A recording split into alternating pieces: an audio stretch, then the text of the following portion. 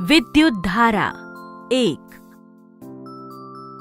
पहचानो मेरा मोल, मैं हूँ आप सबके लिए अनमोल। मेरे बिना न कोई साधन, आपको मेरी जरूरत है घर घर आंगन। इस वीडियो का उद्देश्य विद्युत के अवयवों, उनके प्रतीक और विद्युत धारा के प्रभाव के बारे में जानना है। क्या बिजली को भी अभी कटना था? बिजली के बिना कितना मुश्किल है। हाँ, वो तो है। जब हम छोटे थे, इस गांव में बिजली नहीं होती थी। पढ़ना लिखना बहुत मुश्किल होता था। न बिजली के पंखे थे, न बल्ब और न ट्यूबलाइट, न टीवी, न रेडियो, कुछ भी नहीं था। टीवी पर तो ये भी दिखाते हैं कि शहरों में रसोई घर में भी बिजली की मदद से खाना बनाया जाता है। कपड़े भी बिजली की मदद से धुल जाते हैं। यहाँ तक कि बर्तन धोने की मशीन भी बिजली पर निर्भर है। अच्छा, हमारे जिला अस्पताल की मशीनें जैसे एक्सरे मशीन भी बिजली से चलती हैं। लेकिन हमारे गांव में ही बार बार बिजली क्यों चली जाती है? दिन में तो रोशनी रहती है, रात में अंधेरा। क्या हम सूरज की रोशनी को किसी डिब्बे में बंद करके नहीं रख सकते ताकि वो रात को इस्तेमाल कर सकें? ऐसे थोड़ी ना होता है। तो क्या हर गांव में, हर शहर में ऐसे ही बिजली चली जाती है? बच्चों, अभी तक यहीं पर हो। मुन्ना के घर से चारा लेने नहीं जाना। टॉर्च जरूर ले जाना, बाहर अंधेरा है। अरे देखो, घर में बिजली नहीं है, लेकिन मोहल्ले के खम्बे का बल्ब तो जल रहा है। ऐसा क्यों? रमेश, टॉर्च बंद कर दो। आज तो चांद की रोशनी ही काफी है। कितना अच्छा होता कि सूरज दिन भर चमकता रहता, अंधेरा ही नहीं होता। अरे रमेश, वहाँ देखो, बिजली की तार कट गई है। कहीं बिजली इसलिए तो नहीं चली गई? हाँ, हो सकता है। चलो चलकर देखते हैं। यहाँ पर कुछ लोग काम भी कर रहे हैं। और देखो, बिजली घर के चाचा भी यही हैं। रमेश, मुन्ना, लता, आप लोग यहाँ कैसे? नमस्ते चाचा जी। इस तार के पास मत आना। चाचा जी, मोहल्ले के खम्बे की लाइट कैसे चल रही है? गांव में तो पूरा अंधेरा है। सौर ऊर्जा पर चलती है।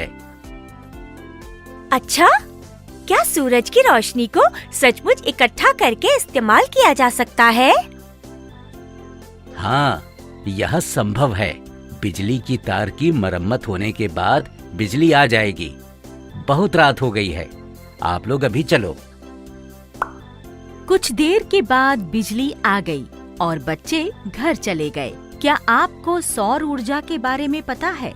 सौर ऊर्जा सीधे सूर्य से प्राप्त की जाती है। वैसे तो सौर ऊर्जा का विविध प्रकार से प्रयोग किया जाता है, किंतु सूर्य की ऊर्जा को विद्युत ऊर्जा में बदलने को ही मुख्य रूप से सौर ऊर्जा के रूप में जाना जाता है। रात भर सो नहीं सका। मुझे जिज्ञासा हो रही थी कि तार काटने से बिजली क्यों चली गई। मुन्ना, लता, चलो चाचा जी से मिलकर पूछते हैं। नमस्ते चाचा जी।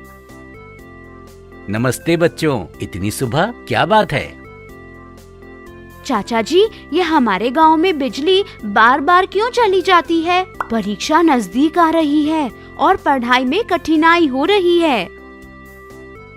कल रात तो एक तार नीचे गिर गई थी। कुछ दिनों से तेज हवा के कारण यह हो रहा है। हम हवा को तो रोक नहीं सकते। अच्छा। जब तेज हवा और बारिश होती है, हम सावधान रहते हैं ताकि किसी को नुकसान न पहुंचे। इसीलिए हम बिजली की आपूर्ति को काट देते हैं। पर क्यों चाचा जी?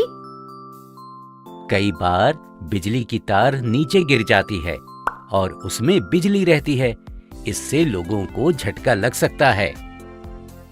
अच्छा, ये तो खतरनाक है। क्या बिजली का तापीय प्रभाव रहता है? हाँ, क्या आप मुझे उन बिजली के उपकरणों के बारे में बता सकते हो जो बिजली की वजह से गर्म होते हैं? माँ कहती है कि किसी भी बिजली के उपकरण को गीले हाथों से बिल्कुल नहीं छूना चाहिए। चाचा जी, हमारे घर में एक पानी गर्म करने की रॉड है। जब हम इसे पानी में डालते हैं, पानी 10 मिनट में गर्म हो जाता है। शाबाश, उसे इमर्शन रॉड कहते हैं। इमर्शन रॉड विद्युत धारा के तापीय प्रभाव की वजह से पानी को गर्म करती है। चाचा जी, मेरी माँ तो इलेक्ट्रिक स्टोव पर खाना बनाती है।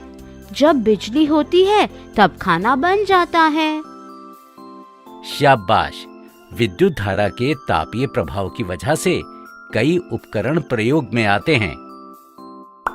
बच्चों, क्या आप उन उपकरणों के बारे में पता लगा सकते हैं जो विद्युत धारा के तापीय प्रभाव की वजह से गर्म होते हैं? सोचिए और अपने अध्यापकों के साथ बैठकर इस सूची को बनाइए। आपको बहुत मजा आएगा। चाचा जी, यह बैटरी का चिन्ह है ना? और यह तो बल्ब का। जैसे हम सड़क के लिए सड़क चिन्ह और खतरे के लिए यह चिन्ह इस्तेमाल करते हैं, वैसे ही विद्युत अवयवों के लिए भी अलग अलग चिन्ह इस्तेमाल करते हैं। जैसे यह चिन्ह बल्ब का, यह स्विच का, यह तार का और यह बैटरी का।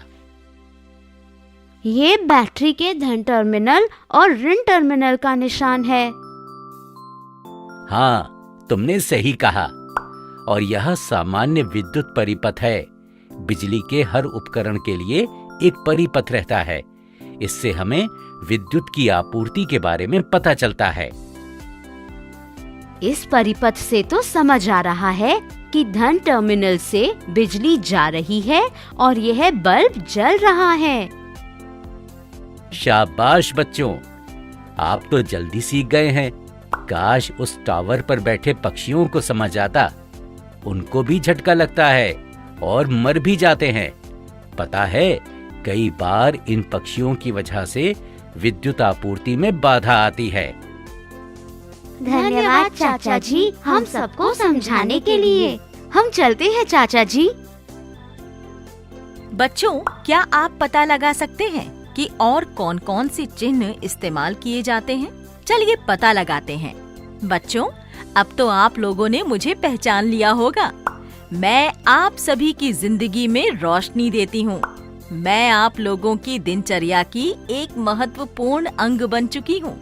खाने से लेकर सफाई तक मैं आप लोगों की मदद करती हूँ। हाँ, मैं बिजली हूँ, लेकिन देखा मैं कितनी तेज हूँ। आपको मुझसे बच के रहना होगा। नंगे पैरों से, गीले हाथों से किसी भी बिजली के उपकरण को छूना नहीं। अगर कहीं पर मेरे तार नीचे गिर गए हों तो उनको मत छूना। बिजली के खंभों से दूर रहिए, वे खेलने की चीज नहीं है। इस वीडियो में आपने विद्युत अवयवों के बारे में, उनके चिन्हों के बारे में और विद्युत धारा के तापीय प्रभाव के बारे में सीखा है। अगले वीडियो में आप विद्युत धारा का चुंबकीय प्रभाव के बारे में जानेंगे। धन्यवाद, फिर मिलेंगे।